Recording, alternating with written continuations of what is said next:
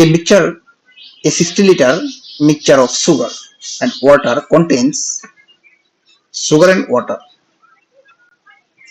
in the ratio 2:3. তাহলে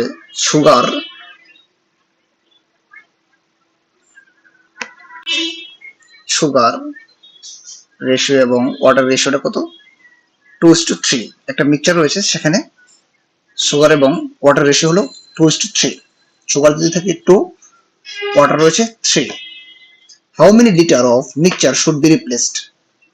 এখন যে ওয়াটার এবং সুগার এবং ওয়াটার যে মিক্সচারটা রয়েছে, এটা কি পরিমাণ রিপ্লেস করতে হবে? How many litre of the mixture should be replaced by sugar so that the ratio of sugar and water become 1:1. এখন আমরা যে কি করবো, কিছু মিক্সচার রিপ্লেস করব। রিপ্লেস করে মিক্সচারের ভিতরে কি থাকে? সুগার এবং ওয়াটার দুটোই থাকবে, কিন্তু আমরা রিপ্লেস করবো কি দিয়ে? সুগার দিয়ে।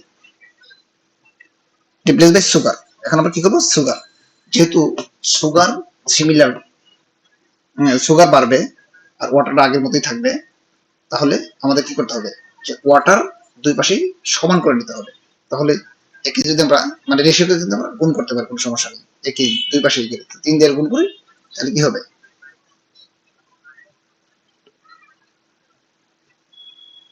তাহলে 3:3।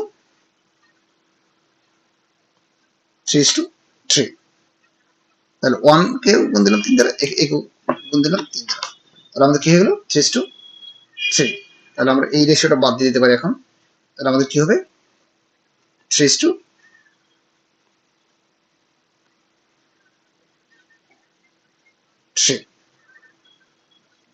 তাহলে আমাদের এটা সিমিলার হয়ে গেল।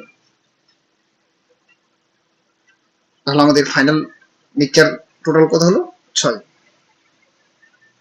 3 + 3 means 6। 1 লিটার পার্থক্যের জন্য আমাদের মানে 1 লিটার ডিফারেন্স হবে। 6 এর জন্য হয় কত? মানে 1 লিটার পার্থক্য হয়, 6 এর জন্য হয় পার্থক্য 1 লিটার। তাহলে 1 এর জন্য কত হবে? 1/6। আর 16 লিটারের জন্য কত হবে?